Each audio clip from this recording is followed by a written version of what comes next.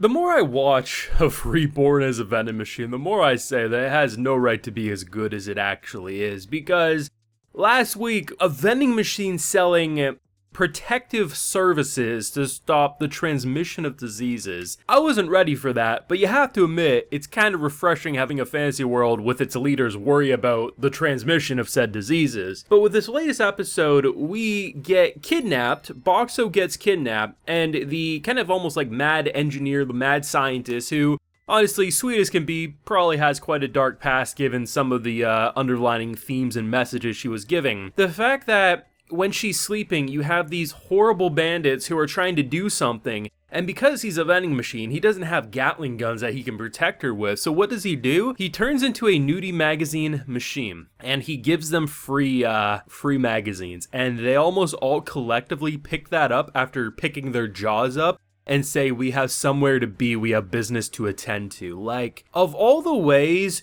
you could deal with bandits, Reborn as a vending machine, I now hook my boys up with porn was not on the menu, but you have to admit, they take the stupidest ideas and somehow make it work, and I'm here for whatever vending machine gives us. Full live reaction episode 4 is available on my Patreon if you would like to see my full uncut thoughts, as I just don't know where the show goes next. It's over there if you're interested. This has actually turned out to be a blessing in disguise, man. Like, every time you think, okay, this is where it gets actually just stupid. It's not just stupid, but actually pretty clever. It's just going to be stupid.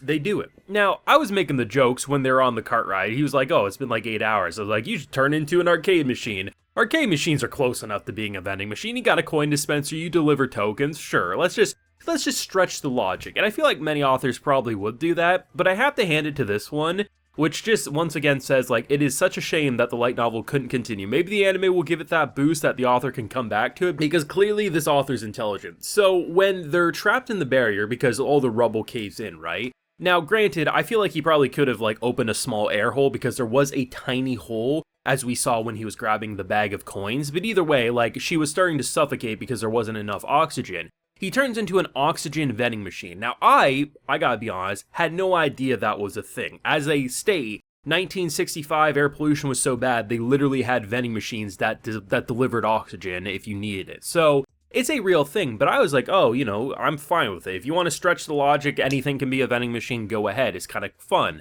But the fact that this author did his research, right? Like, did the research of understanding the different types of vending machines.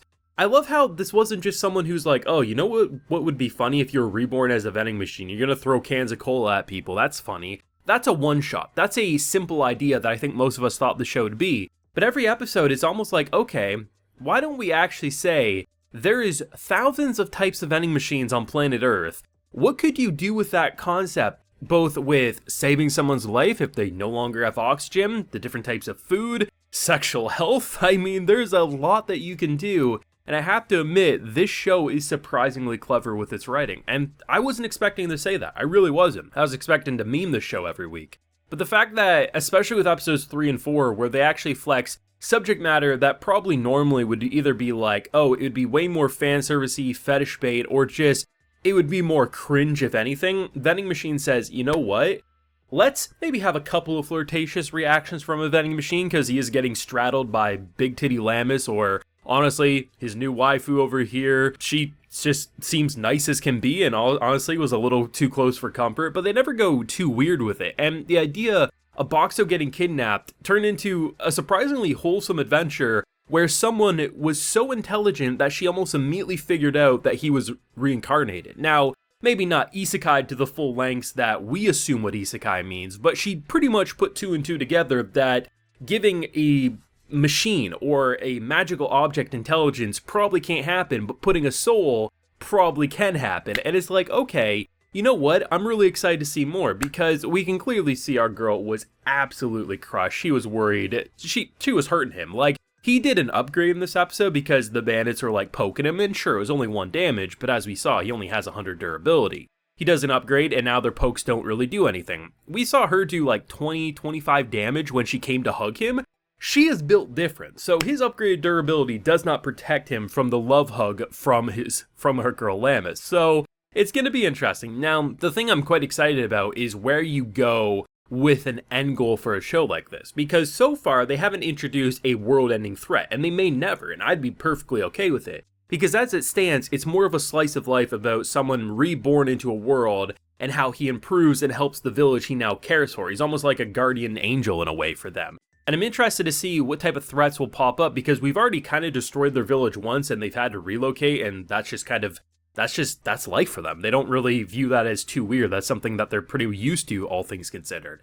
I'm interested to see what type of like world-ending threat for their village anyway might pop up, and if at some point Boxo will have to separate from them because of something bigger than maybe just that city. I don't know.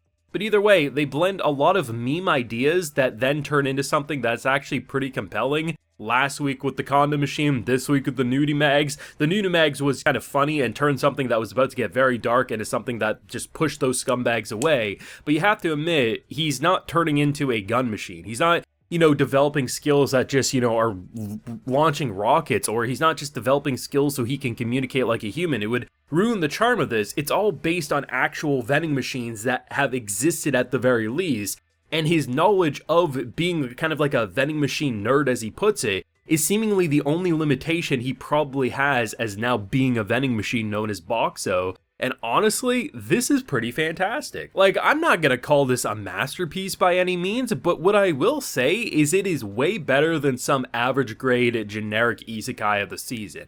At this point, I would say it's a pretty great watch, all things considered. I think this and Undead Murder Farce have both surprised me in two very different ways. One, with how it does like a whodunit murder mystery show so much more compelling than pretty much anything else I've seen in the past few years. And then you have a vending machine isekai that on paper should be the cringiest, if not lamest show of the season after 1 or 2 episodes, yet I find myself enjoying the past 2 episodes about 3 times harder than I did its first 2 episodes. And that's how you know something's improving with this one. It just feels like an author who had a lot of good ideas, and maybe this light novel is just ahead of its time, but I mean, the production of this anime probably will give the source its boost, and hopefully the author will come back to it, because I think there's a lot to do with this. I mean, you could go back to my first couple of videos. I said, this is an idea that probably couldn't last past 12 episodes because it's just so stupid.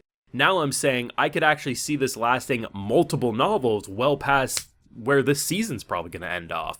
That just means that this anime is doing everything right, at least for me. But let me know what you thought down below. Leave a like if you enjoyed, subscribe if you're new around here, ring that bell so you can get notified when I upload more vending machine greatness. And like I mentioned, full live reaction to today's pretty insane episode, all things considered, is available on my Patreon if you're interested. And hey, while you're there, you also get a video shout out. So today we have Lauren Bass, Nathan Semichuk, Power 9987, and LCPL Lopez. So I appreciate the support, everyone. Please take care and have a good one.